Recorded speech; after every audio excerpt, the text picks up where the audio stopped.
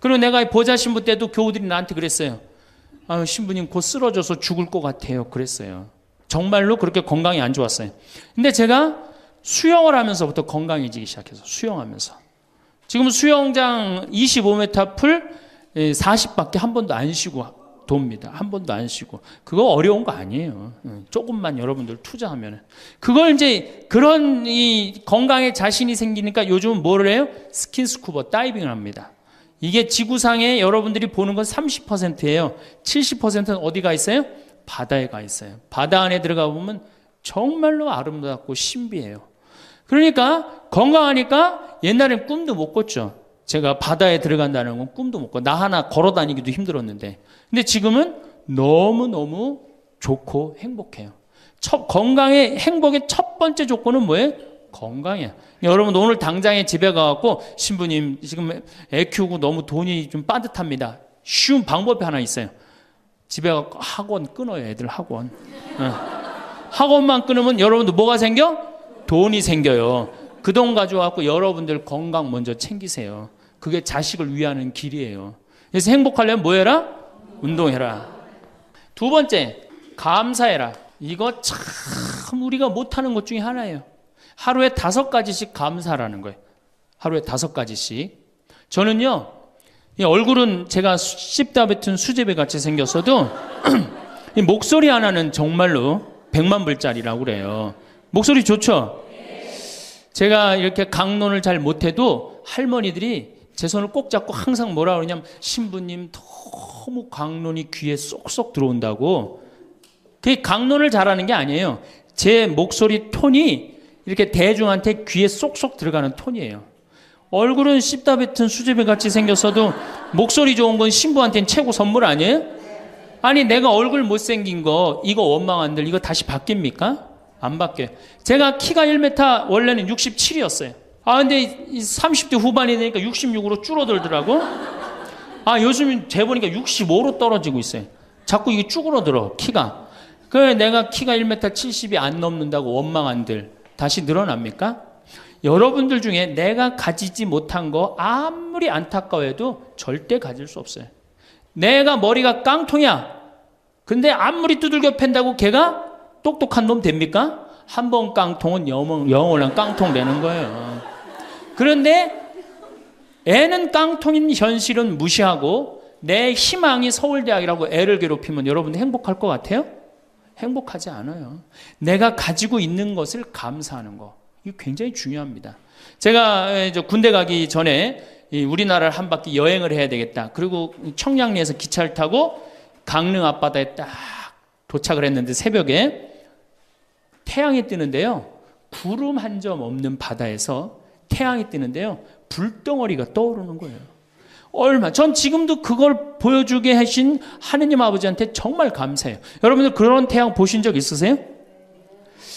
3대가 공을 쌓아야지 봅니다. 바닷가에 사는 사람들도 잘 못 봐요. 왜냐하면은 뜰 때 항상 구름이 이렇게 깔려 있지 그냥 맨 바다가 있기는 그것이 절대 쉬운 게 아니에요. 근데 내 그때 막 군대 가기 바로 직전에 하느님께서 그 태양을 보여주실 때 제 마음이 어떻겠어요? 이거는 얼마나 감사해요. 그러니까 매일매일 감사해야 돼요. 저는 맨날 수원에 있는 어머니 아버지한테 감사하잖아요. 이렇게 인사. 이렇게 목소리 좋게 놔주셔서 감사하다고. 또 작년에 제가 아프리카를 갔었어요. 아프리카를 갔는데 세렝게티 초원을 갔어요. 세렝게티 초원이 얼마나 넓으냐면 서울서부터 대전까지 한 평야예요. 딱 한눈에 펼쳐져요. 믿어지지가 않죠. 가서 보세요. 신부님 무슨 돈으로? 학원만 안 보내면 다 생깁니다. 학원만 안 보내면 다 생겨요. 그런데 서울서부터 대전까지 딱 펼쳐졌는데 마침 누때 이동 시기에 우리가 같이 이렇게 다니는 거하고 맞물렸어요. 200만 마리가 이동을 하는데 여러분들 200만 마리 상상이 가요? 그 푸른 초원에 누때 200만 마리가 이동을 하는데 내가 이 하느님이 창조의 세상에 내가 들어와 있구나. 그걸 느끼는 거예요. 감사하는 거예요. 그리고 우리 인생 돌아보면요. 억울한 것, 분한 것만 생각하면 여러분들 도움 돼요? 우리가 습관을 잘못 길렀어요. 우리 할머니들 나하고 대화 꼭 해보면 내가 지난번 강의 때도 말씀드렸지만 뭐 신부님 내 말 좀 들어보세요. 그럼 꼭 대동아 전쟁부터 참 억울하고 분한 것만 다 나열한단 말이야. 그럼 그 인생 행복하겠어요? 인생 돌아봐서 즐거웠던 거, 행복했던 거. 여러분들 아이가 첫 걸음 뛰었을 때 행복했어요? 안 행복했어요? 그때 막 흥분됐죠? 그렇게 행복했던 순간은 다 까먹고 억울하고 분한 것만 그대로 차곡차곡 쌓아놓으면 그 사람이 행복할 것 같아요? 내 아이가 처음으로 엄마라고 그랬을 때 행복했어요? 안 행복했어요? 그럼 그것만 생각하라는 거예요. 지난 과거를 돌아볼 때 즐거웠던 거, 행복했던 추억만 마음에 자꾸 쌓일 때 내 마음이 이뻐지는 거. 우리 성가에도 내 마음은 주님께서 가꾸시는 작은 정원이라는 노래도 있잖아요. 근데 그놈의 정원이 그냥 가시밭, 그냥 미움, 분노, 증오만 꽉 차 있다면 그 밭이 행복한 정원이 되겠어요? 정원이 안 됩니다. 여러분들 아파트 입주했을 때 동백지구에 행복했어요? 안 행복했어요? 행복했죠. 그 앞뒤로 산이 다 있고 얼마나 좋아요. 그렇죠? 그런 것만 하란 말이에요. 자식이 깡통인 거 막 거기에만 매달려 있고 그러지 말고. 그래서 5가지 감사를 드리라는 거예요. 우리는 감사드릴 이유가 얼마나 많아요. 여러분들 나무는 한번 저 자리에 딱 심어지면은 100년이고 1000년이고 움직일 수 있어요, 없어요? 근데 우리는 움직여갖고 지금 경기도 이 강원도까지 와갖고 여러분들 맑은 공기, 이 꽃 가득한데 여러분들 산책하는 거 보니까 꽃 속에서 꽃이 산책하는 것 같아요. 너무 보기 좋더라고. 얼마나 좋아요. 물고기는 물 속에서만 살 수 있어요. 그렇죠? 근데 우리는 하늘도 날고 땅도 걷고 바다도 들어가고 인간으로 태어난 게 얼마나 풍요로워요. 인간은 굉장히 풍요로운 존재예요. 생명력에 있어서. 그 풍요로움을 내가 마음껏 누리고 느끼고 살아가는 사람이 있는가 하면은 뒷방에 처박혀갖고 원망하고 분노하고 저주하는 사람, 그리고 살아가는 사람이 있어요. 여러분 어느 걸 선택하시겠어요? 먼저 거를 선택하시는 게 굉장히 중요해요. 그래서 항상 감사해라. 3번째, 대화해라. 이게 100년 살 사람들의 숙제 중에 숙제입니다. 대화가. 왜냐하면 이게 30년 공자님 시대엔 평균 연령이 38세였어요. 대화할 시간이 어디 있어요. 애 놓고 애 키우고 그러다 죽기 바쁜데. 근데 지금 애가 다 직장에 다니고 애 손자 손녀까지 낳는데도 내가 죽어야 안 죽어요? 그러면 그 많은 시간 뭐 하고 살 거예요? 그 많은 시간 대화하고 살아야 돼. 나하고 영적으로 맞는 사람하고 이야기하는 거 굉장히 중요합니다. 영적으로 맞는 사람이랑 대화하는 거. 나는 우리 신부들하고 대화하는 거 참 좋아하는데, 나는 우리 그 동기 신부들도 뭐 친한 편이지만은 우리 선배들하고도 많이 친해요. 내가 아주 좋아하는 신부 베드로 신부가 작년에 나하고 북유럽을 여행을 가기로 했는데, 이 신부가 몸이 아파갖고 다시 복귀를 해. 그러니까 이제 다시 본당 신부로 발령을 받아서 이렇게 일반 여행을 가기 싫고 성주순례를 가고 싶었나 봐요. 나하고 약속을 깨고 저는 혼자 북유럽을 가고, 이 신부는 메주고리를 갔다 왔어요. 메주고리를 갔다 왔는데, 내가 이제 교구청 강의 나가거나 교구에 강의 나갈 일이 있으면 그 집에서 잠을 잘 자요. 이제 그 성주순례 갔다 오고 난 다음에 그 집에서 잠을 자는데, 그 신부가 미안했는지 성주순례 갔다 온 이야기를 해주는 거예요. 메주고리는 40년 동안 성모님이 4명한테 매일 발현한대요. 한 명한테는 부활 때, 성탄 때, 또 한 명한테는 8월 10 매달 15일에 이렇게 발현을 한대요. 그곳에 이제 갔는데 거기서 신부님을 한 분 만나셨대요. 어떤 신부님을 만났느냐 하면은 이탈리아 신부님인데 시실리 본당 신부님을 만났대요. 근데 이 신부님은 나이가 굉장히 80이 다 된 할아버지래요. 근데 이 할아버지가 신앙의 여정이 특별했던 거야. 이 할아버지 신부님은 태어나면서부터 엄마가 뭐라고 그랬냐면 너 신부 되라 그랬대요. 그러니까 머릿속에 딱 신부 외에는 아무것도 박혀 있는 게 없는 거예요. 그리고 엄마가 얼마나 무서웠느냐 하면은 주일미사를 빠지면은 빨개 벗겨갖고 내쫓았대요. 신부 될 놈이 주일미사를 빠진다고. 그리고 일주일 굶겼대요. 그러니까 한 번도 다른 걸 생각해 본 적이 없는 거, 무서워갖고 엄마가. 그리고 자기는 신부가 팔자인 줄 아는 거예요. 그래갖고 신부가 됐으니 뭐가 행복해? 자기가 원한 것도 아닌데 이끌려서 그냥 신부가 됐는데, 그래갖고 정말로 신앙심 없이 이 신부님이 10년을 그냥 살았대요. 그 신부님도 아마 엄마 죽으면 이제 관둘라고 이제 이게 언제 죽나 기다리는데, 이제 사제로 생활을 한 지 10년이 됐는데 자매들하고 어느 날 같이 있는데 자매 중에 하나가 마귀가 걸린 거예요. 그래갖고 막 마귀 짓을 하는 거예요. 막 마귀 짓을 해요. 그래갖고 주위의 자매님들이 그땐 1950년대니까 구마기도 함부로 못했거든요. 신부만 할 수 있었어요. 신부님 빨리 하셔라. 난 못한다. 왜 못하시냐? 사실은 내가 신앙심이 없어갖고 이렇게 안수기도를 마귀를 쫓는다고 안수기도를 하면은 그 마귀가 금방 내가 신앙이 없는지 알아볼 거다. 그래서 나한테 들어올까봐 나 무서워서 난 못한다. 그래도 신부님밖에 없는데 어떻게 하시냐? 신부님이 하셔라. 그래서 어쩔 수 없이 구마기도를 했대요. 머리에 손을 얹고 뭐라고 이 신부님이 기도했느냐면 마귀야 부탁이니 제발 나한테만 들어오지 말아다오 이렇게 기도를 했대요. 그런데 마귀가 나간 거예요. 그래갖고 자매가 깨어나고 신부님 너무 감사하다고 나 마귀 쫓아내줘서 그런 소리 하지 마라. 난 마귀 쫓아낸 적 없다. 그저 나한테만 들어오지 말라고 그랬다. 아니라고. 신부님이 머리에 손을 얹었을 때 성령의 힘이 얼마나 셌는지 마귀가 자기를 끌고 나가려고 그랬는데 못 끌고 나갔다는 거예요. 그때 신부님 마음이 조금 뜨거워진 거예요. 나같이 신앙심 없고 나같이 이게 수동적인 인간도 주님께서 도구로 쓰시는구나. 그래서 조금 마음이 열렸어요. 마음이 열려도 이 신부님은 너희는 모두 이것을 받아 먹어라. 이는 너희를 위하여 내어줄 내 몸이다. 이렇게 하면서도 20년 동안 미사를 하면서도 정말 거룩한 변화가 일어날까 의심을 했었대요. 아직도 내 신앙이 약하니까 안 일어나겠지.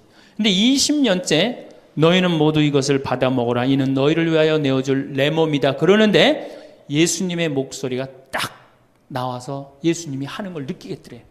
그러니까 미사도 누가 지내는 게 아니다? 내가 지내는 게 아니라 내 몸을 빌어서 예수님이 지내는구나. 이탈리아 시실리 섬 본당 신부인데 이게 마음이 너무 뜨거워진 거예요. 뜨거워져갖고 어떻게 했느냐? 길거리에 뛰쳐나갖고 선교를 하기 시작한 거예요. 그래서 7,000명을 선교를 했대요. 그냥 대단한 거죠. 그거 대단한 거예요. 근데 이 신부님이 이제 예수님도 사랑하고 신앙심도 굳고 사제로서 이제 너무 행복해. 그런데 문제가 하나 있어요.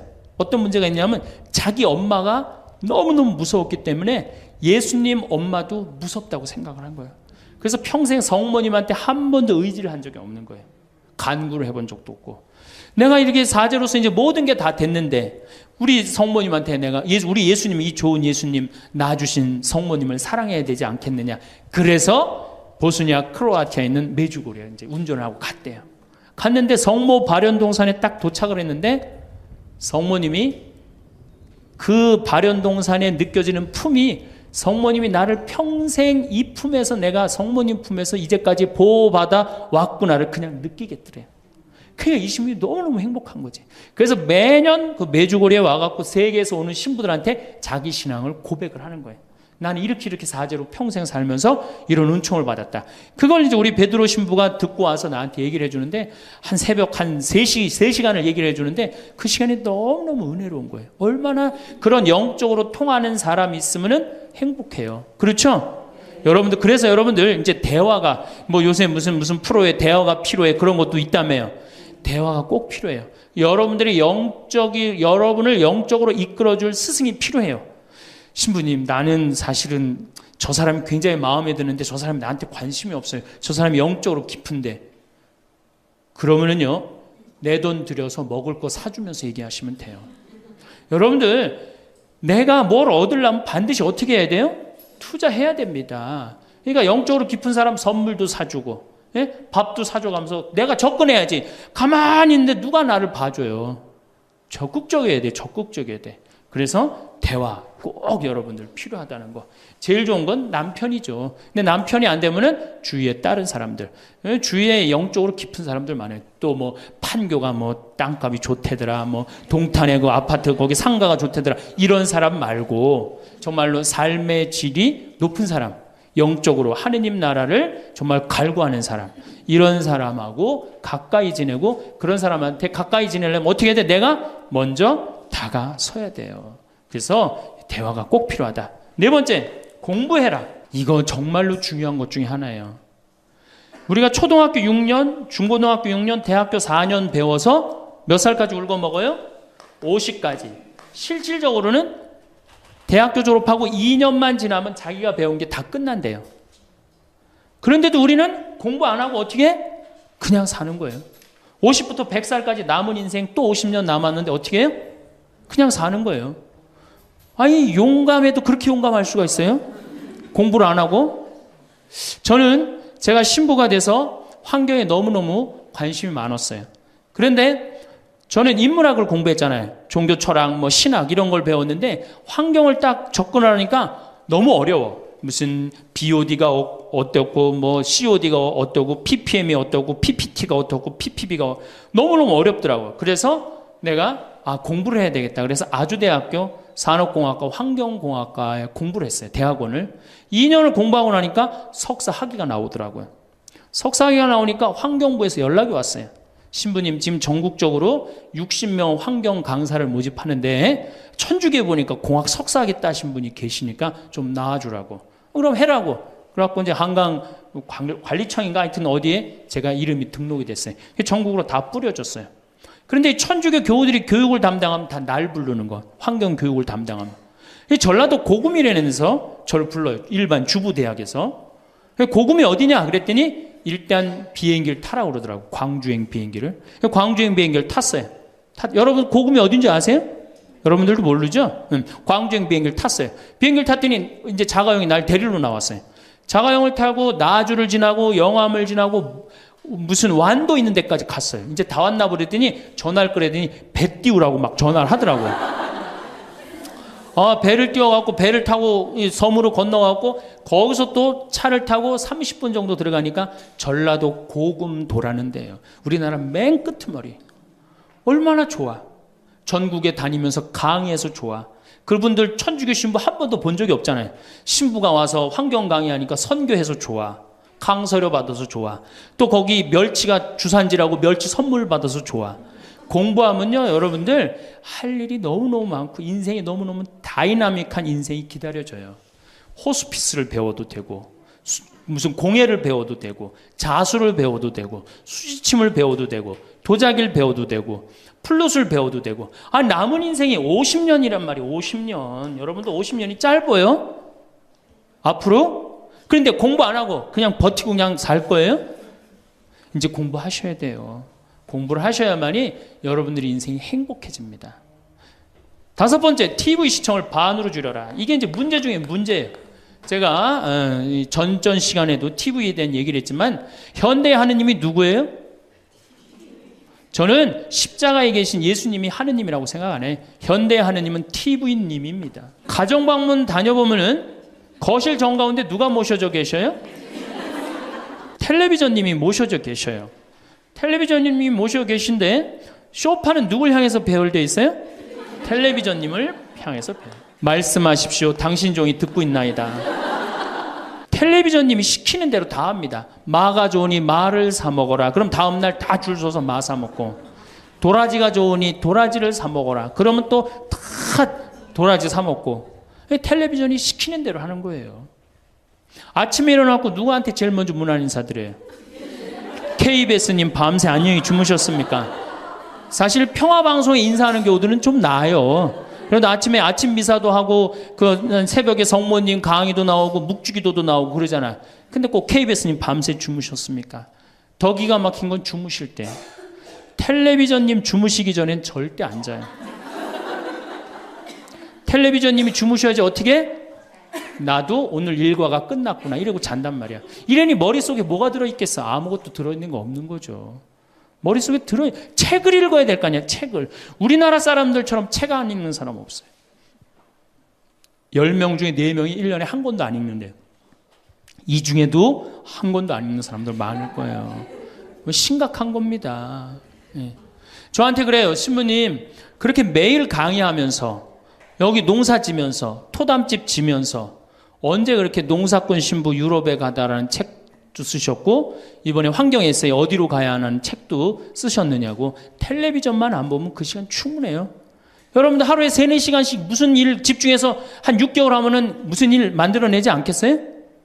얼마나 우리가 텔레비전 하늘만큼 땅만큼 끝나고 무슨 재미로 사나 했더니 미우나 고우나를 하네. 미우나 고우나 오늘 끝나면 이제 또 무슨 재미로 또 살아요? 또 다른 거에 엄마가 뿔났다 이거 봐요. 보고 살아요? 여러분들 텔레비전은요 좀 미안한 얘기지만 구조가 똑같아요. 부잣집 아들 가난한 집 딸, 아니면 부잣집 딸 가난한 집 아들, 이룰 수 없는 사랑에 못된 시어머니, 예? 그렇죠? 그게 매년 똑같이 반복되고 똑같은 내용이에요. 그거를 10년 동안 그 앞에서 시간을 보낸다고 생각해 보세요. 아깝지 않아요? 그 시간에 해야 될 일이 얼마나 많은데, 대화도 해야 되고 운동도 해야 되고 감사도 해야 되고 공부도 해야 되는데, 이걸 전부 다 어디다 갖다 쏟아부어? 텔레비전에 갖다 쏟아부어요. 그리고 여러분, 텔레비전을 보면 볼수록 어떤 의식이 늘 것 같아요? 패배의식이 늘어납니다. 텔레비전을 보면 볼수록 마음의 갈등이 일어나요. 제가 유럽의 가정에 초대를 받아서 이렇게 가보면요, 거실에 텔레비전 있는 집 하나도 없어요. 쇼파는 다 어떻게 서로 마주보게 배열되게 돼 있어요. 근데 우리나라는 완전히 텔레비전에 완전히 미쳐 있어요. 그러니까 이 두 개만 치면 여러분은 행복합니다. 자식하고 텔레비전만 치시면은 여러분들은 행복할 수 있어요. 여섯 번째, 신앙생활을 해라. 자, 우리가 현대를 살아가면서 정말로 우리가 인간이 정말 최고로 잘난 것 같고 요즘 과학기술을 보면 정말 못하는 게 없는 것 같잖아요. 근데 왜 석유값이 뛰고 왜 굶어 죽는 나라가 37개국이 생기고 그래요? 이건 하느님을 잃어버렸기 때문이에요. 하느님의 진리에 따라 인간이 살지 않으면 인간은 원하지 않는 방향으로 갑니다. 하느님께서 원하지 않는 방향뿐만 아니고 인간 본성이 원하지 않는 방향으로 가요. 우리가 저는 여기서 살면서 이 산을 보면서 강을 보면서 항상 하느님한테 감사해요. 저 하느님 너무너무 감사합니다. 이렇게 맑은 공기 주셔서 감사합니다. 이 아름다운 세상 주셔서 감사합니다. 감사하다 보면 우리가 조금 뭐라 그럴까요? 겸손해져요. 근데 이게 다 자기 것인 줄 알고 막 파괴하기 시작하면요, 자연이 파괴되면 결국은 누가 파괴돼요? 인간이 파괴되는 거예요. 그러니까 우리가 하느님께 가까이 가면은 자연도 일치가 되는데 하느님으로부터 멀어지면 멀어질수록 자연도 파괴되는 거예요. 그래서 여러분들 신앙생활 하십시오. 아까 제가 천주교 조금 욕을 했는데 그래도 천주교 괜찮아요. 아주 제가 보기에는 무슨 우리 교우들 어두운 데로 안 끌고 가요. 더욱이 내 동창 중에 또 옛날에 죽산성당 아시죠? 죽산 성지 있는 데 있죠? 거기 내 동창 신부가 그 본당 신부로 있었는데 그 신부 너무 재미난 얘기를 해줬어요. 아니 옆에 30년 동안 개신교 다니던 할머니가 어느 날 개종을 했대요. 성당으로. 똑같이 열심히 나오더래요. 교회 나가는 것만큼 훨씬. 근데 이 할머니가 다리가 부러진 거예요. 그래갖고 택시 타고 또 계속 나오는 거예요. 그래서 본당 신부가 그랬대요. 할머니 이렇게 맨날 택시 타고 나오고 그러니까 그러지 말고 내가 봉송 잘 테니까 이 아픈 동안 나오지 말아라. 돈 들여서. 그랬더니 이 할머니가 하시는 말씀이 신부님 괜찮아요. 그래도 이 성당 다녀보니까 저 교회 다닐 때보다 여기 성당 다니는 게 훨씬 싸게 먹히니까 걱정하지 말라고. 여러분들 그래도 이 천주교 제일 싸게 먹혀요. 싸게 먹히지, 괴롭히지 않지, 딴 길로 안 끌고 가지. 정말 하느님께 우리가 의지하고 산다는 거, 이거 굉장히 우리 나를 위해서 좋은 거예요. 또 우리가 이 세상 사는 목적이 뭐냐면 내 영혼 구원이에요. 나중에 이제 귀에 있으면 제가 한 번 더 말씀을 드릴 텐데 죽어서 영혼의 세계는 반드시 있습니다. 그 영혼의 구원을 위해서 우리가 간구해야 돼요. 그래서 신앙생활은 행복을 위해서 가장 기초 중에 기초라는 거. 일곱 번째, 웃어라. 이게 웃는 게요, 우리가 행복으로 가는 길에 최고의 지름길이에요. 웃는 게. 그런데 우리나라 사람들이 잘 안 웃어요. 얼마나 안 웃느냐면 내가 이제 이렇게 도시에 나가고 엘리베이터를 타요. 엘리베이터를 타면은 얼굴 모르는 형제가 이렇게 눈이 마주쳐도 제가 웃어줘요. 빵긋 웃어주면은 저쪽에서 같이 싹 미소를 줘주면 참 좋을 텐데 저쪽에 있는 남자가 딱 내가 빵긋 웃어주면 어떻게 하냐면은 내가 저놈을 어디서 봤더라 이러는 표정으로 날 쳐다보는 거예요. 근데 여러분들 유럽을 가고 제가 미국을 가고 아프리카를 가고 파푸아 뉴기니를 가고 인도를 가도 눈 마주쳐서 제가 웃어주면 다 웃어줘요. 근데 절대 안 웃는 나라가 우리나라예요. 얼굴 모르는 사람 이렇게 마주쳐서 웃으면요, 심지어는 여기 우리 생태마을을 찾아오는 사람도 제가 웃어줘도 안 웃어요. 그만큼 경직되어 있는 거예요. 여러분들이 간지러움을 태우고 수술한 사람이랑 마취를 하고 수술한 사람이랑 깨어날 때 누가 덜 아플 것 같아요? 놀랍게도 간지러움을 태우고 수술한 사람이 덜 아프다는 거예요. 웃는 게 우리한테 그만큼 좋은 거예요.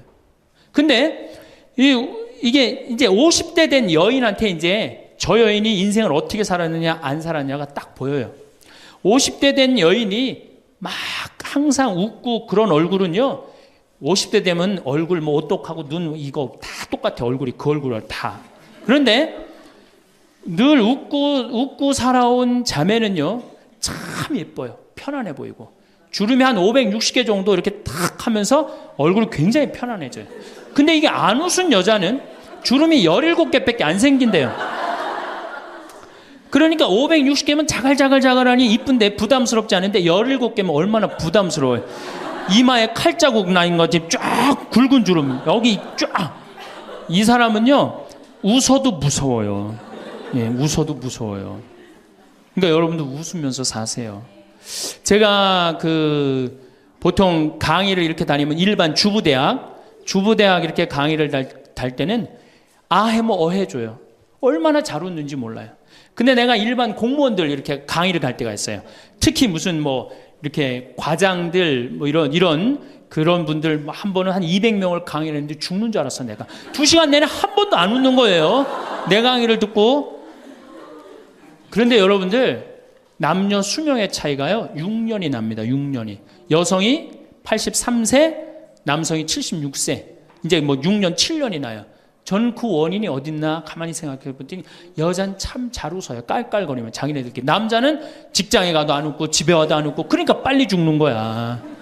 여러분들 오늘 여기서 많이 웃었으니까 내가 보기에는 120살이 아니라 123살까지 살 것 같아요. 네. 오래 살으면 안 되긴 안 되는데 안 죽는 걸 어떻게 해요? 이제 안 죽는 걸 어떻게 해요? 나도 그거 잘 아는데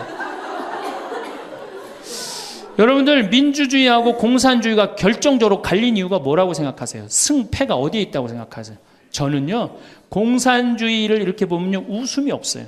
그렇죠? 가만히 생각하면 공산주의 생각하면 소련, 동독 뭐 이런 거 생각하면 웃음이 있어요 없어요? 없죠? 그런데 민주주의 생각하면 유머가 있고 웃음이 있고 영화를 봐도 즐거운 영화만 있잖아요. 공산주의는 막 딱딱하고 결국은 그래서 망한 거예요. 인간은요 웃느냐 웃지 않느냐에 따라서 행복이 결정됩니다. 여러분들이 늘 웃고 산다 그럼 여러분들은 행복의 길로 가는 거예요. 여러분들은 인상 쓰고 산다 그럼 여러분 불행의 길로 가는 거예요. 그러니까 웃어야 돼. 또 웃는 사람한테 매력을 느낀다는 거예요. 웃는 사람한테. 잘 웃는 사람한테 매력이 느끼면 인간관계도 좋아지는 거 아니에요? 아 내가 재미난 얘기를 했는데 인상 빡 끝날 때까지 남들 다 웃는데 한 사람만 끝까지 안 웃어. 그러면 여러분들 끝까지 안 웃는 사람한테 여러분들 무슨 생각할 것 같아? 저 사람이 다음에 있으면 다시 재밌는 얘기 저 사람 앞에서 안 한다. 그러니까 그 사람하고는 어떻게 된 거? 담이 자꾸 생기는 거예요. 담이 자꾸. 그러니까 어떻게 해야 돼요 여러분들? 웃으세요. 그리고 유머를 많이 배워두는 것도 좋아요. 오늘 저한테 강의 들은 거 이거 잘 외웠다가 가서 얘기해주고 또 제 테이프에 나오는 거 잘 들었다가 얘기해주면은 아유 어서 그렇게 재미난 얘기를 해서 또 얘기 좀 해줘봐. 그러면서 사람이 사는 거예요. 사람은요 수달 떨면서 살아야 돼. 수다. 제가 한번 본당 신부 때 여러분들처럼 이렇게 젊고 예쁜 본당에 내가 본당 신부를 했었어요. 막 자매들이 막 수다를 떠는 내가 지나가는데 막 당황해 하면서 어쩔 줄 몰라 하더라고요. 분명히 내 욕을 한 거예요, 보니까. 네. 그래서 제가 뭐라고 그랬어요? 그 자매들한테 괜찮아. 이게 성당 다니면서 본당 신부 욕하는 재미가 최고 재밌는 거야. 네. 아니 뭐 성당 다니면서 그런 욕도 하는 무슨 재미로 살아. 걱정하지 말고 해든 수다 계속 떨으라고. 우리 신부들은 주변님 욕하면서 사는 거예요. 그러니까 사람이 수달 떨면서 살아야지 행복하지 참고 산다고 다 좋은 건 아닙니다. 절대. 그러니까 참고 살지 마세요. 제발 이거 우리 성당에 뭐 원수를 사랑해라 왼뺨을 대면 다른 뺨을 돌려대라 이거 아주 미치는 교리 중에 하나예요. 여러분들 다 사랑할 수 있어요? 여러분들 주위에 있는 사람 다 사랑할 수 있어요? 다 사랑하는 사람 딱 두 종류예요. 미치든가 예수님처럼 빨리 죽든가 둘 중에 하나예요. 우리는 다 사랑할 수 없어요. 그러니까 다 사랑하려고 그러다가 미치지 말고 내가 좋은 사람 내 마음에 드는 사람에 더 많은 시간을 뺏기고, 아니 뾰족한 놈이 있단 말이야. 별난 놈이 있고. 예? 그렇죠? 아 근데 내가 이 사람한테 가면 자꾸 찔려. 그런데 성당에 갔는데 서로 사랑하시오 그래갖고 다음에 또 갔는데 여기 또 찔려. 아 그래갖고 또 너무 미운데 성당에 가니까 또 내 탓이오 3번 하고 난 다음에 사랑해 제가 가서 또 찔려. 갈 때마다 찔려. 그래갖고 내 마음이 상처 투성이야. 근데 아들이 학교 갔다 엄마 나 학교 다녀왔어. 그래 집에 엄마 왜 그래? 말 시키지 마. 나 승질나. 여러분들 차라리 그렇게 찔리는 게 나아요. 그 사람을 안 보고 기쁜 마음으로 있다가 아들을 기쁘게 맞이하는 게 나아요. 이 사람 안 만나도 여러분들 인생 안 망가져요. 이 사람 안 만나도 억지로 가서 그 찔리지 마시고 안 만나면 시간이 지나면 이 사람 이뻐져요. 근데 막 가서 막 들이대고 막 이게 삐죽한 놈한테 가갖고 계속 나는 구역장이니까 끝까지 사랑해야지 그러고 가다가 미치든지 죽든지 둘 중에 하나를 합니다.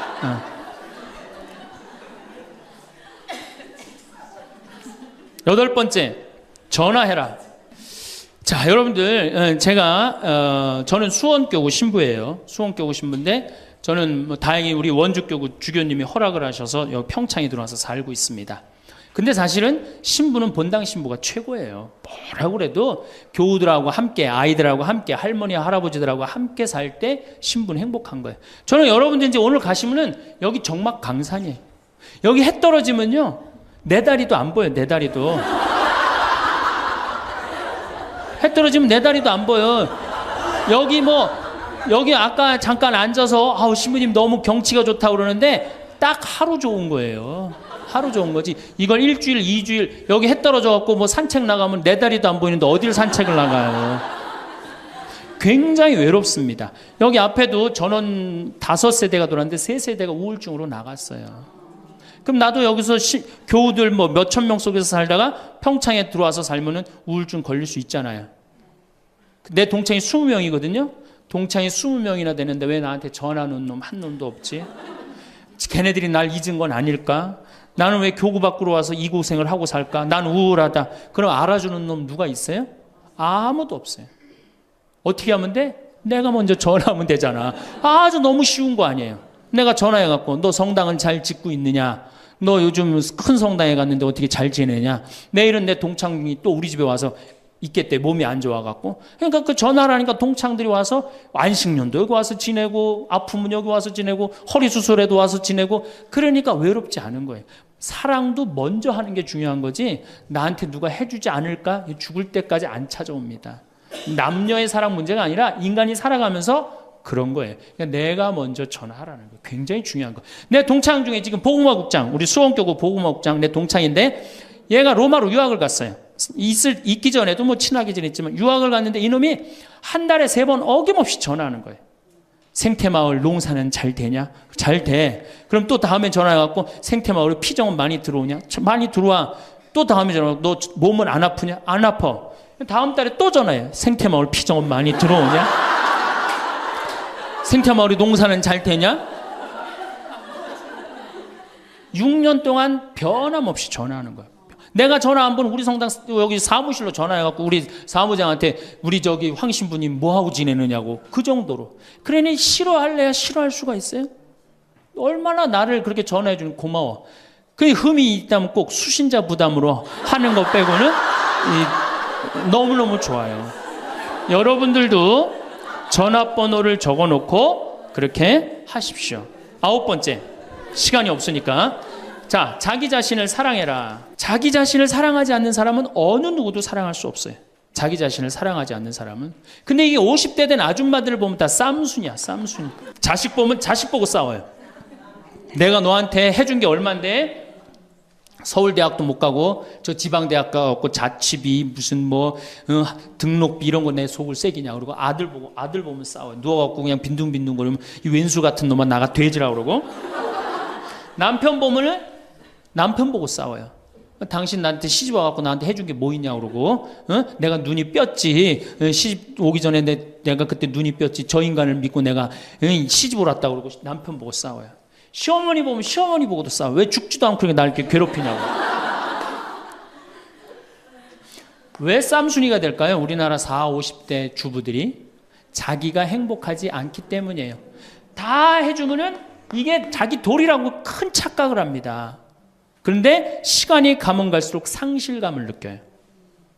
이젠 본인이 행복하려고 노력하세요. 여기 암 걸린 분들, 마지막에 이제 더 이상 살 수 없는 분들이 나한테 와갖고 면담을 해요.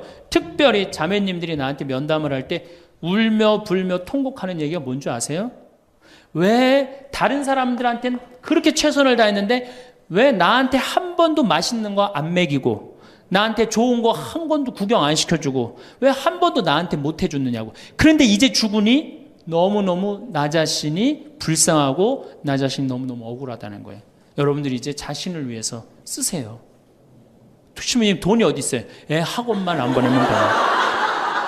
또 대학 다니는 자식 있으면 어떻게 당장 오늘 집에 가고 휴학시켜요. 니네가 벌으라고. 우리나라처럼 이렇게 자식한테 끝까지 대주는 나라는 아무 나라도 없어요. 미국은 졸업하고 30년 동안 대학 학비를 갚습니다. 다 자기가 갚아요. 우리나라처럼 결혼할 때까지 다 대주는 나라는 아무도 없어요.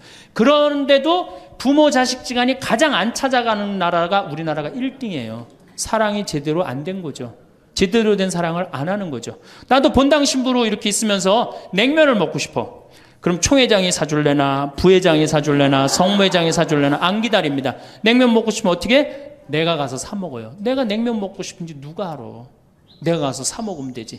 그러니까 아무도 못 얻어먹어서. 그럼 이제 가을 지나고 나는데 가을 때 강론 때 내가 교우들이 여기 3,500명이라며 교우가 3,500명 냉면 하나도 못 사 먹었 얻어먹었다. 그럼 교우들이 무슨 생각할 것 같아? 우리 신부님 챙겨주는 사람 하나도 없고 빨리 장가 보내드려야 되겠다. 이런 생각한단 말이에요. 그래서 나는 내가 사 먹어요. 내가 사 먹는 동시에 혼자 사 먹으면 청승 맞잖아요. 회장님들 데려가서 내가 사줘요. 내 돈으로. 신부님 무슨 돈이 있어서? 나 강사료 많으니까 다 사줘요.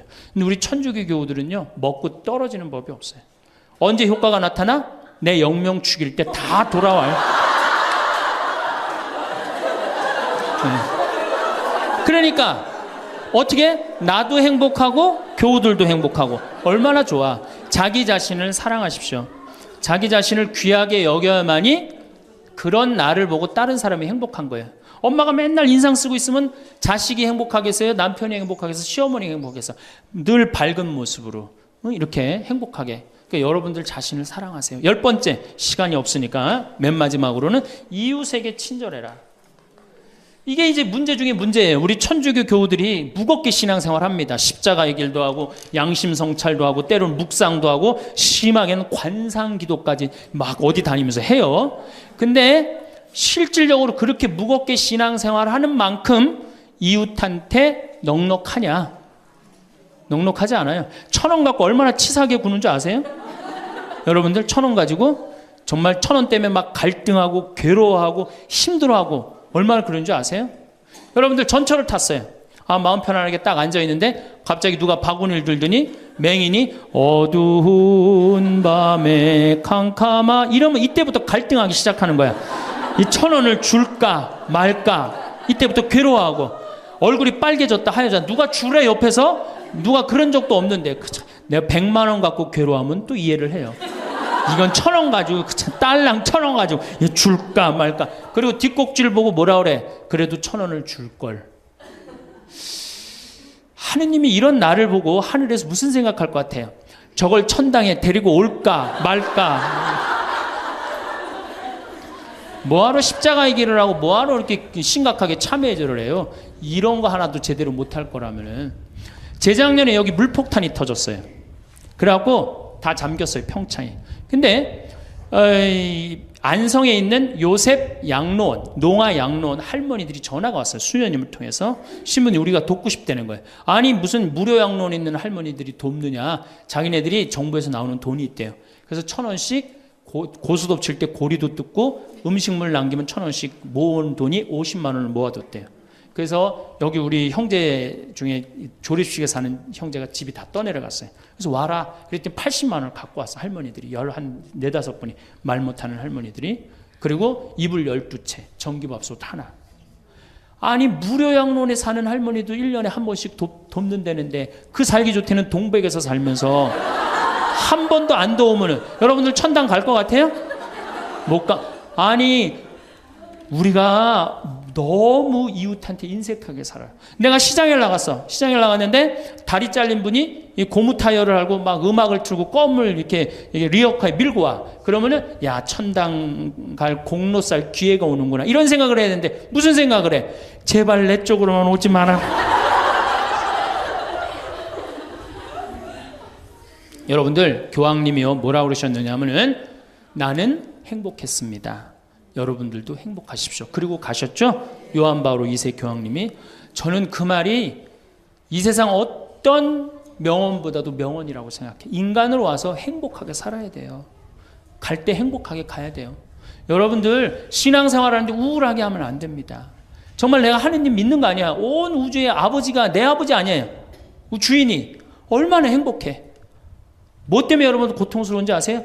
욕심 때문에 고통스러운 거예요. 그 욕심만 조금만 내다버리면 마음이 얼마나 자유로워요. 다닐 때도 얼마나 많고 구경할 때도 많고 얼마나 아름다워요. 우리 그냥 대한민국처럼 아름다운 나라가 어디 있어요. 세계에서 제일 아름다운 나라가 대한민국이에요. 다녀볼 때 너무 많아. 결론으로, 자, 여러분들 지금 오늘 이제 집에 가면은 당장에 경복궁 먼저 가세요. 경복궁에 비원을 한번 가보세요. 그 조경이 얼마나 멋있어. 뭐 남편 손을 잡든 자식 손을 잡든 친구 손을 잡든 가갖고 도시락 해갖고 거기서 딱 까먹으면 바로 왕비만 바로 되는 거 아니에요? 옛날엔 거기 누가 들어갔어요? 지금은 들어갈 수 있어요, 없어요? 있잖아요. 5,000원, 10,000원만 내면. 5,000원만 되면 왕비가 될 수 있는데 그 행복한 길을 우리가 땅바닥 우울하게 쳐다보느냐고 못 찾아가고 있는 거예요. 그래서 전 여러분들이 행복했으면 좋겠어요. 여러분들이 행복해야지 대한민국이 행복합니다. 예. 행복이라는 단어를 떠올리면 무엇이 가장 먼저 마음에 그려지시나요? 혹시 멀리 있는 무언가를 향해 손을 뻗고 있는 모습은 아닐까요? 우리는 흔히 행복을 밖에서 찾으려 합니다. 더 나은 환경과 더 좋은 조건과 더 많은 것들이 갖춰져야 행복해질 수 있다고 생각하지요.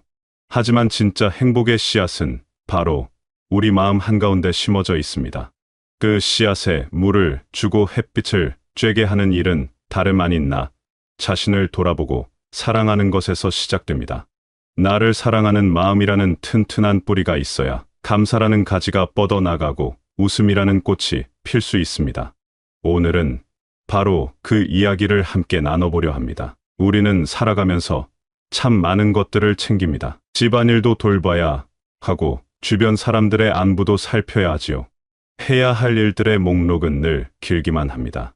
그런데 정작 그 긴 목록 속에서 가장 중요한 한 사람이 빠져 있을 때가 많습니다. 바로 나 자신입니다. 나는 늘 맨 끝에 있거나 아예 목록에 없는 경우가 많지요.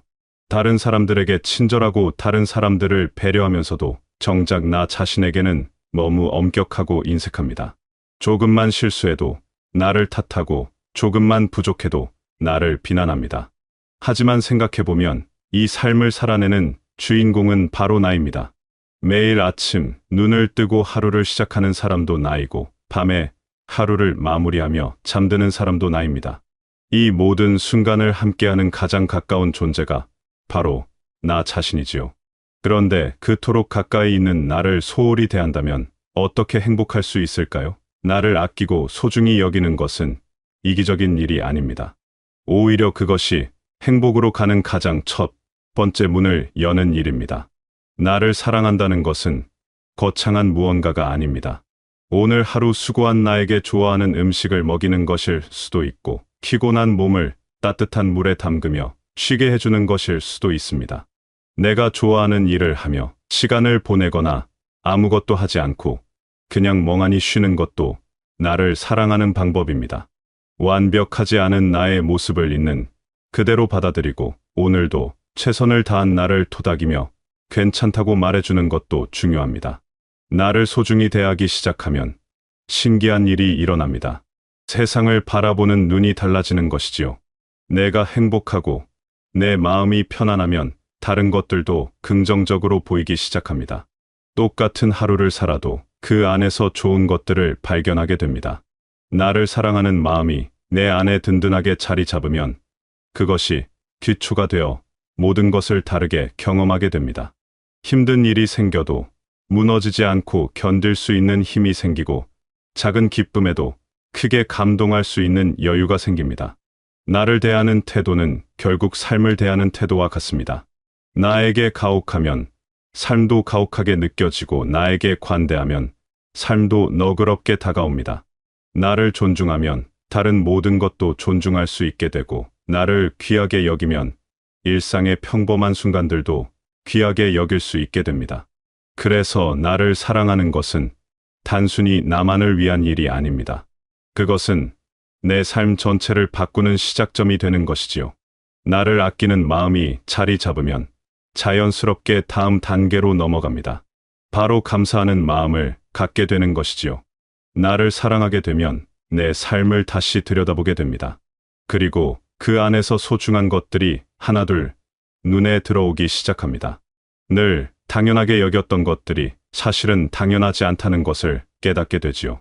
우리는 없는 것에 대해서는 금방 생각하지만 있는 것에 대해서는 쉽게 잊어버립니다. 없는 것은 선명하게 보이고 있는 것은 흐릿하게 느껴지지요. 더 좋은 집과 더 많은 돈과 더 나은 건강을 바라면서 지금 가진 것들의 가치는 놓치고 삽니다. 하지만 나를 소중히 여기고 내 삶을 들여다보기 시작하면 그동안 보이지 않던 보물들이 모습을 드러냅니다.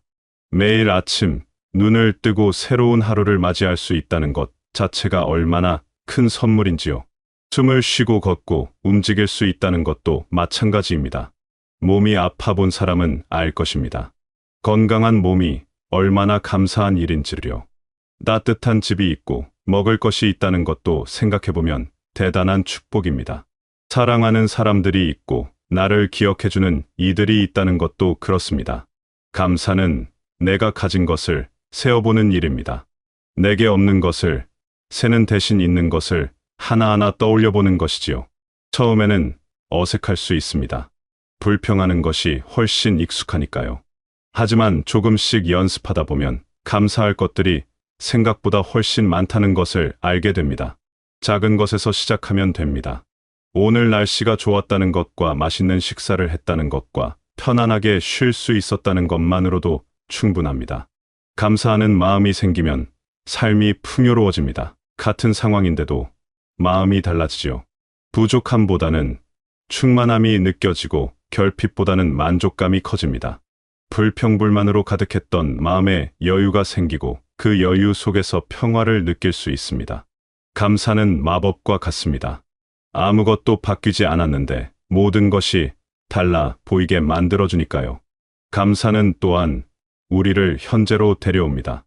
과거의 후회나 미래의 걱정에 사로잡히지 않고 지금 이 순간에 집중하게 만들어주지요. 지금 내가 누리고 있는 것들을 알아차리고 그것에 고마움을 느낄 때 우리는 비로소 현재를 온전히 살게 됩니다. 과거는 이미 지나갔고 미래는 아직 오지 않았습니다. 우리가 진짜로 살 수 있는 시간은 오직 지금뿐이지요. 감사는 바로 그 지금을 더 풍성하게 만들어줍니다. 감사하는 습관을 들이면 삶의 질이 달라집니다. 똑같은 하루를 살아도 감사하는 마음으로 살면 그 하루가 훨씬 더 의미 있게 느껴집니다. 작은 것 하나하나에서 기쁨을 발견하고 평범한 일상 속에서 특별함을 찾아내게 됩니다. 그렇게 감사는 우리 삶을 변화시키는 힘을 가지고 있습니다. 나를 사랑하고 감사하는 마음을 갖게 되면 마지막 단계가 자연스럽게 따라옵니다. 바로 웃음입니다. 웃음은 행복의 가장 직접적인 표현입니다. 억지로 만들어내는 것이 아니라 마음속에서 저절로 솟아나는 것이지요. 내가 나를 아끼고 내 삶에 감사하는 마음이 있으면 웃음은 자연스럽게 피어납니다. 웃음은 참 신기한 힘을 가지고 있습니다. 내 기분을 좋게 만들어줄 뿐만 아니라 내 몸에도 좋은 영향을 줍니다. 웃으면 긴장이 풀리고 스트레스가 줄어듭니다. 면역력도 높아지고 통증도 덜 느껴진다고 하지요. 그런데 웃음의 가장 큰 힘은 따로 있습니다. 바로 다른 사람에게도 긍정적인 영향을 준다는 것입니다. 웃음은 전염됩니다. 한 사람이 웃으면 옆 사람도 따라 웃게 되지요. 밝게 웃는 얼굴은 주변을 환하게 만듭니다. 말 한마디 하지 않아도 웃는 얼굴만으로도 좋은 기운을 전달할 수 있습니다. 누군가의 환한 미소를 보면 우리도 모르게 기분이 좋아지는 경험을 해본 적이 있을 것입니다. 웃음은 그렇게 서로에게 행복을 나눠주는 가장 쉬운 방법입니다. 웃는다고 해서 모든 문제가 해결되는 것은 아닙니다. 힘든 일이 사라지는 것도 아니고 어려운 상황이 바뀌는 것도 아닙니다. 하지만 웃음은 그 모든 것을 견딜 수 있는 힘을 줍니다. 같은 어려움이라도 웃으면서 대하면 조금 더 가볍게 느껴집니다. 무거운 마음도 웃음 한 번에 한결 부드러워지죠. 억지로 웃으려고 할 필요는 없습니다. 나를 사랑하고 감사하는 마음을 키워가다 보면 웃음은 저절로 찾아옵니다. 작은 것에서 즐거움을 발견하고 사소한 일에도 기쁨을 느낄 수 있게 되면 웃음은 자연스럽게 따라오게 됩니다. 하루에 한 번이라도 진심으로 웃을 수 있다면 그것만으로도 행복한 하루라고 할 수 있습니다. 웃음은 또한 우리를 더 유연하게 만들어줍니다. 모든 것을 심각하게 받아들이지 않고 여유를 가지고 바라볼 수 있게 해주지요. 실수를 해도 웃으며 넘길 수 있고 예상치 못한 일이 생겨도 유머를 잃지 않을 수 있습니다. 이런 유연함은 삶을 훨씬 더 가볍게 만들어줍니다. 이렇게 나를 사랑하는 것과 감사하는 것과 웃음은 하나로 이어져 있습니다. 나를 사랑하는 마음이 뿌리가 되어 감사라는 나무가 자라고 그 나무에 웃음이라는 꽃이 핍니다. 이 세 가지는 따로 떨어져 있는 것이 아니라 서로 연결되어 있습니다. 하나가 튼튼해지면 다른 것들도 함께 자랍니다. 나를 사랑하면 감사할 것들이 보이고 감사하는 마음이 생기면 웃음이 나옵니다. 웃다 보면 나를 더 사랑하게 되고 더 많은 것에 감사하게 됩니다. 이렇게 선순환이 일어나는 것이지요. 행복은 이 선순환 속에 있습니다. 멀리서 찾을 필요가 없습니다.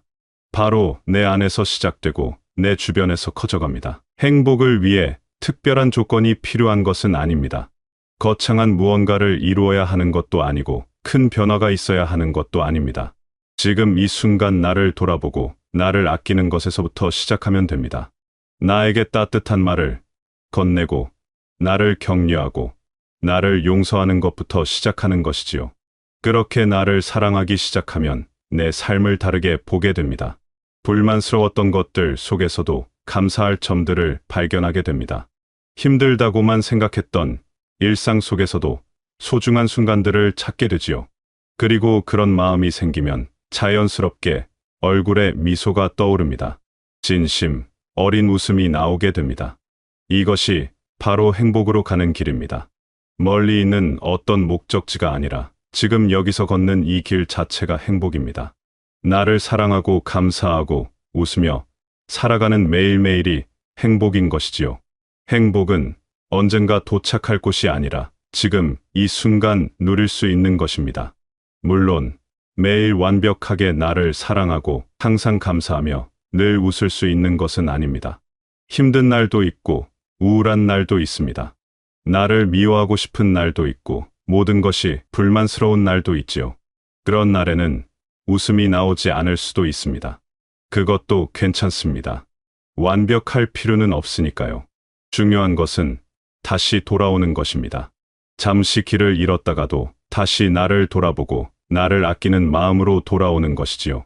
감사할 것들을 다시 떠올려보고 작은 미소라도 지어보려 노력하는 것입니다.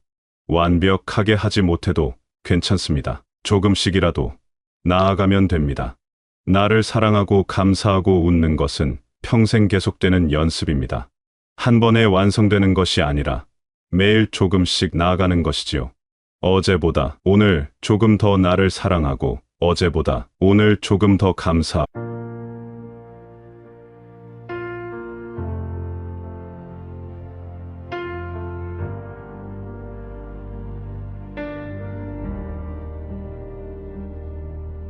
The house got quiet in different ways, not silence, just words misplaced. We learn how not to ask too much, we learn what not to say.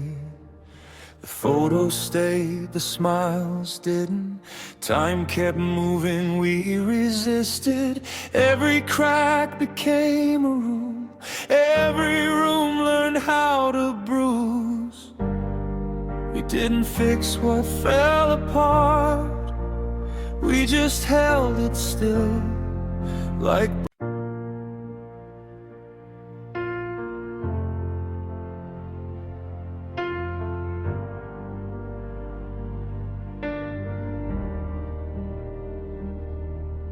the house got quiet in different ways, not silence, just words misplaced. We learn how not to ask too much.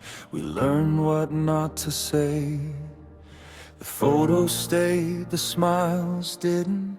Time kept moving, we resisted. Every crack became a room. Every room learned how to bruise. We didn't fix what fell apart. We just held it still, like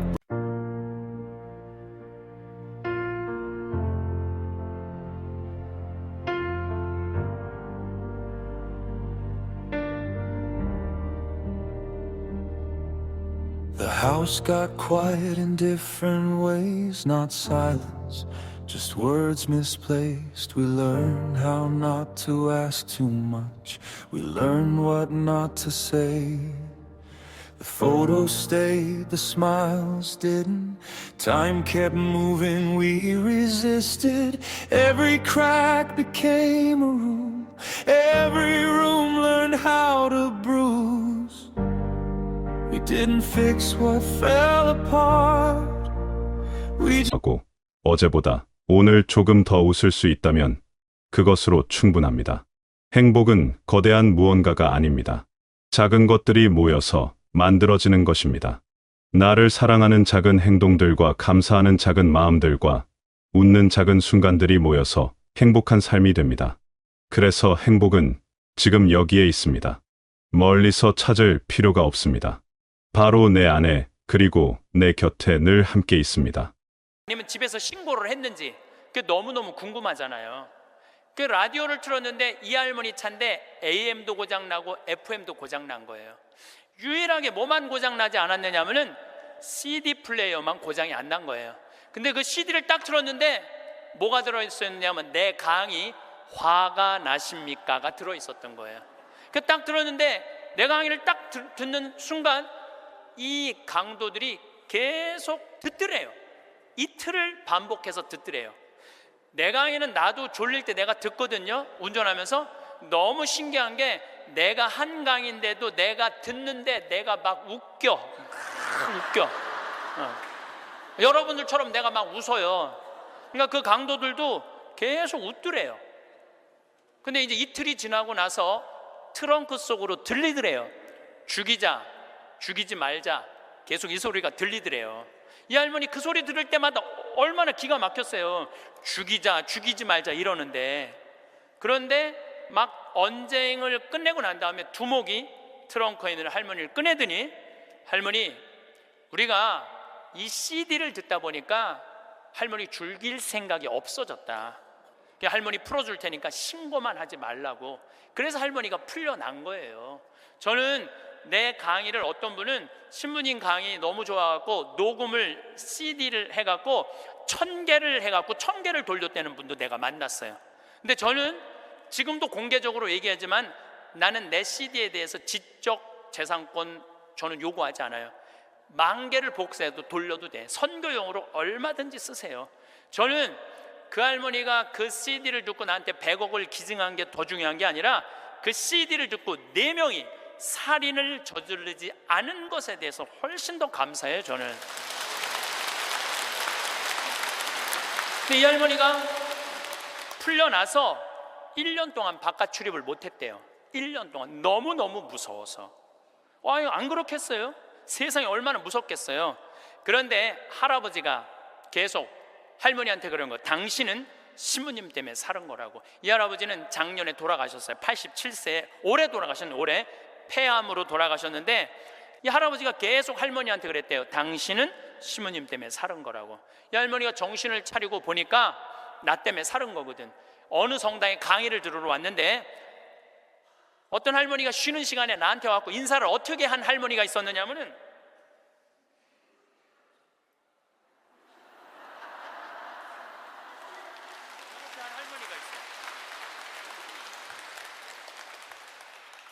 이렇게 인사를 한 할머니가 있어요. 나는 그 할머니가 그때 그 할머니인지 몰랐어요. 그 할머니가. 근데 그날따라 내가 잠비아 얘기를 참 많이 했어요. 잠비아 얘기를. 그러니까 이 할머니가 그 강의를 들으면서 내가 만약에 죽었다면 그때 그 많은 재산이 하늘로 다 없어졌을 텐데 저 신부님 때문에 살아났으니까 저 신부님이 원하는 일을 내가 해드려야 되겠다. 그리고 100억을 할아버지 빌딩 50억, 할머니 빌딩 50억 두 개를 다 해서 정리를 해갖고 교구청에 봉헌을 하신 거예요. 기가 막힌 거죠. 세상에 그런 일이 어디 있어요. 뭐 남들은 뭐 나한테 돈벼락 안 떨어지나 그러면 로또 한 번 맞는데 20억이랬는데 나는 5번이나 맞은 사람 로또를. 예. 물론 내 주머니에 들어오는 건 아니지만은 그러니까 숙제가 생겼잖아요. 숙제가. 나는 느닷없이 그냥 할머니가 와갖고 잠비아에 농업대학 세우라. 난 농업대학 세워볼까 그랬지 세우려고는 안 그랬거든요. 예, 세우려고는 안 그랬어요. 하고 나중에 거기다 농업대학 세워볼까 이런 생각은 있었어요. 그럼 어떻게 할머니한테 내가 말씀드렸어요. 할머니 귀양 농업대학 세울 거라면 거기 가셔서 어디다가 세울지는 구경을 하고 와야 되지 않겠느냐. 내가 할머니한테 그랬어요. 그래서 잠비아에 이번 1월 달에 비행기 27시간을 타고 82살 된 할머니 손을 붙잡고 이번에 잠비아에 다녀왔어요. 예. 근데 여러분들 잠비아가 얼마나 큰 나라냐면 우리나라 남한보다 7배 반이 커요. 7배 반이. 그리고 전체가 평지야. 전체가 평지고 전체가 숲이야. 숲. 그러니까 우리는 아프리카 그러면 막 사막 그 다음에 막 먼지 거기는 그런 거 하나 없어요. 그냥 숲만 정리해서 씨만 뿌리면 농장이 되는 데예요. 얼마나 비옥한지 몰라요. 얼마나 비옥한지. 누가 비가 안 오신대. 내가 할머니 모시고 간 보름 내내 비가 왔구만. 그러니까 안 가보고는 모르는 거 사람이. 안 가보고는. 그러니까 가서 봐야 돼. 가서. 그러니까 예수님이 오죽 답답했으면 제자들이 저분이 진짜 맞아? 저분이 뭐 하느님의 어린 양이야? 뭐 어쩌고 저쩌고. 그러니까 예수님 뭐라고 그래요? 와서 보시오. 유식한 말로 come and see 그러잖아요. 와서 보시오. 할머니 손을 붙잡고 내가 잠비아를 갔어요. 잠비아를 갔는데 시장을 이제 만나러 가잖아요. 무프리라라는 시를 이제 찾아가서 이 할머니가 10밀리언을 기증을 해서 내가 여기다 농업대학을 세우려고 그러니 땅을 좀 줘라. 시장님을 만나러 갔어요. 전날 시장님 만나러 가기 전날 내가 그 프란치스코 전교 봉사의 수녀님 성당 있는 마당에서 하늘에 대고 기도했어요. 하느님, 내일 시장을 만나러 가는데 내가 땅을 얼마를 달라고 그럴까요? 그러니까 정말로 하늘에서 두 말도 안 하고 하느님께서 나한테 이렇게 말씀하시더라고요. 3,000헥타르 딱 그러더라고요. 네, 3,000헥타르 알겠습니다. 그래갖고 내가 시장이 땅이 얼마가 필요하냐고 그러길래 내가 영어로 얘기해서 I need 3,000 헥타르 딱 그랬어요. 근데 시장이 눈이 이만한 거예요. 그렇게 큰 땅이 필요하냐는 거예요. 이게 몇 평이냐면은 900만 평이야. 그러니까 여의도가 80만 평인데 여의도 11배만한 땅이에요. 나도 그렇게 큰 줄 몰랐죠. 3,000헥타르가 그렇게 큰 줄. 나도 진짜 몰랐어요. 근데 진짜 하늘에서 3,000헥타르 딱 그러길래 내가 부른 거지. 나도 3,000헥타르. 그렇게 큰 땅은 상상도 못했어요. 근데 더 놀라운 건 시장님이 이렇게 말씀하시더라고요. 그렇게 큰 땅이 필요하냐고. 그런데 미안하지만은 우리 무프리나시 전체가 450만 평밖에 안 된다는 거예요. 줄 땅이 없다는 거. 줄 땅이. 그리고 시장 재량으로 줄 수 있는 땅은 300만 평밖에 안 된다는 거예요. 1,000헥타르. 하느님은 나한테 900만 평 불렀는데 내가 300만 평만 받으면 이거 하느님 심부름을 잘 못하는 거 아니에요. 그래서 물어봤죠. 그러면 900만 평을 받으려면 어떻게 해야 되냐? 그랬더니 대통령을 만나야 돼.